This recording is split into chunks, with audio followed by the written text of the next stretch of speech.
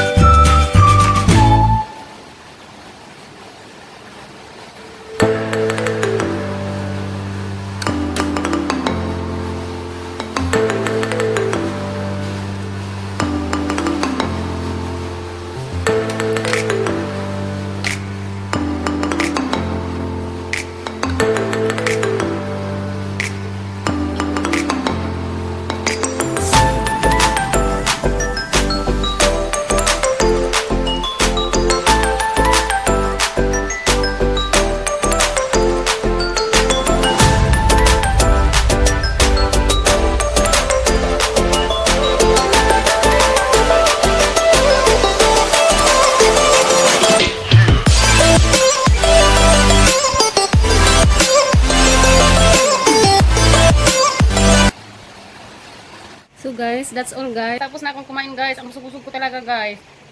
Ayun guys, masarap siya kasi absorb na absorb sa laman ng karne yung lasa niya. Kasi hindi na siya minamarinate pero niluluto natin siya sa panakot.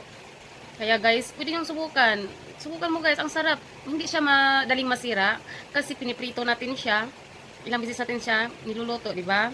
Bago piniprito natin. Ang sarap guys.